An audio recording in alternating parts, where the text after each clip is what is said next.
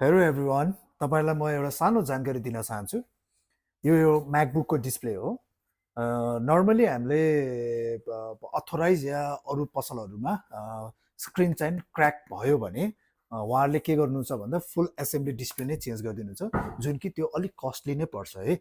फुल assembly भनेको तपाईँको यो एप्पल लोगो सहितको फुल है। यो नर्मली हामीले किन चेन्ज गर्छौँ भन्दाखेरि जब स्क्रिन क्र्याक सँगसँगै तपाईँको यो मेटलको पार्टमा पनि डेन्ट स्क्रैचेस भयो भने मात्र तपाईँहरूले चाहिँ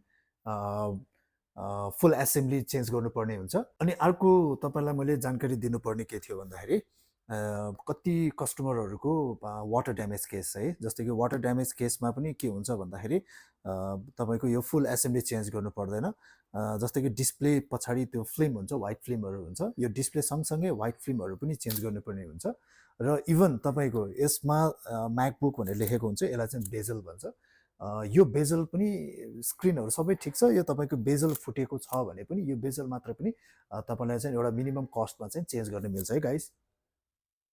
तपाईँलाई म देखाउँछु यो बेजल भनेको के हो भन्दाखेरि तपाईँले हेर्न सक्नुहुन्छ, यो बेजल भनेको तपाईँको यो स्क्रिनको तलपट्टि या म्याकबुक प्रो या म्याकबुक एयर लेखेको यो पनि छुट्टै पार्ट हो, यसलाई भन्छ बेजल। यो पनि सिसाकै हुन्छ होइन, हेर्न सक्नुहुन्छ तपाईँले, क्र्याक हुन्छ है यो। यसलाई हेर्नुहोस्, यसरी क्र्याक हुन्छ, फुट्छ यो सिसाको। यो कसैको फुटेको छ भने यसलाई पनि हामीले चेन्ज गर्न सक्छौँ है छुट्टै।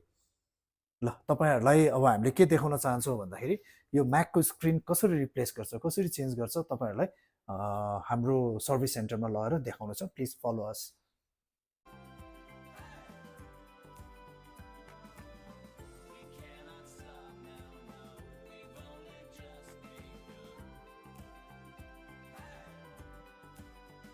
गाइज, अहिले हामी हाम्रो सर्भिस स्टेसनमा छौँ होइन। अब जुन अघि तपाईँहरूलाई भनेको थियो हामीले त्यो म्याकबुकको डिस्प्ले चेन्ज गर्नलाई, हेर्न सक्नुहुन्छ यो चाहिँ मेन डिस्प्ले प्यानल हो। हामीले एसेम्ब्ली चेन्ज नगरिकन यो प्यानल हामीले चेन्ज गर्न मिल्छ। यो चाहिँ तपाईँको 2017 मोडलको A1708 मोडल हो। अब यो प्यानल चाहिँ हामीले रिप्लेस गर्ने हो। तपाईँ आएर हेर्न सक्नुहुन्छ, तपाईँलाई देखाउन सक्छु म।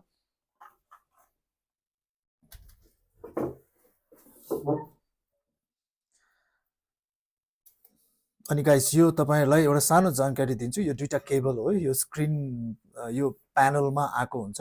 यो केबल भनेको तपाईँको, यो एउटा केबल भनेको क्यामेरा है, यो केबल चुट्यो भने तपाईँको क्यामेरा पनि चल्दैन।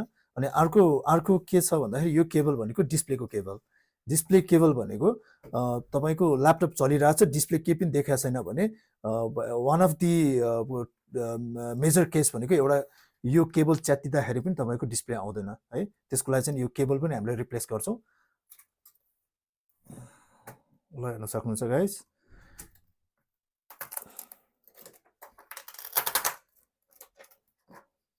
है यो डिस्प्ले सँगसँगै यो पेपर है, कतिको यो पेपरमा पनि पानी पसेर यो पेपर पनि चेन्ज गर्नुपर्ने स्थिति आउँछ।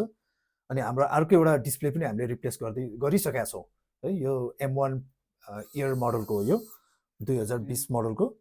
ल अनि ल हेर्न सक्नुहुन्छ गाइस, यो हामीले यसरी फिट गरिसकेपछि यो नयाँ डिस्प्ले हामीले यसरी यो फिट गर्न इट टेक्स टाइम है गाइस। यो भर्खरै फिट भइहाल्ने काम होइन, यसलाई केही नभए पनि 45देखि 1 आवर जस्तो लाग्छ। अनि यसरी हामीले फिट गरिसकेपछि अनि हामीले यता हेर्न सक्नुहुन्छ, यो चाहिँ हाम्रो लगभग फाइनल भइसकेको हो। यो पनि भित्रको प्यानल मात्रै चेन्ज गरेको है, हेर्न सक्नुहुन्छ। ल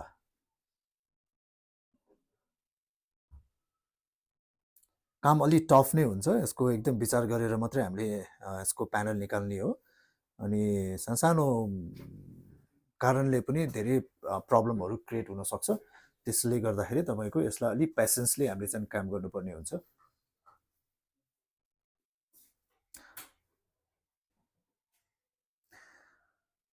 ल हाम्रो म्याकबुक रेडी पनि भइसक्यो।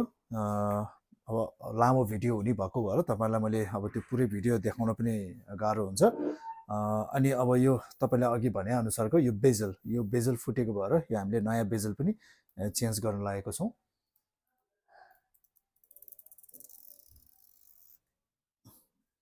यो बेजल बस्ने भनेको तपाईँको यो पार्टमा हो।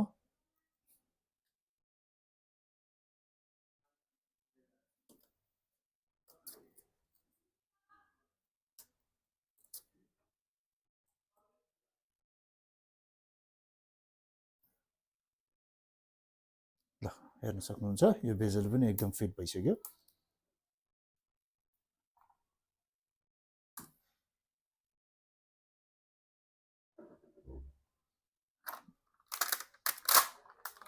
Guys thank you for watching होइन। तपाईँहरूलाई एप्पल रिलेटेड कुनै पनि डिभाइसहरूमा प्रब्लम छ भने तपाईँले हाम्रो आई रिपेयर काठमाडौँ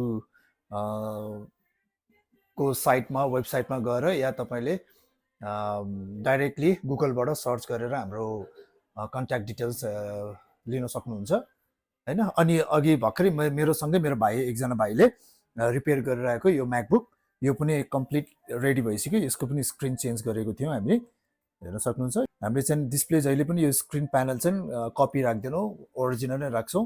ल यो चाहिँ रेडी भयो अर्को पनि। ल guys thank you for watching, have a good day.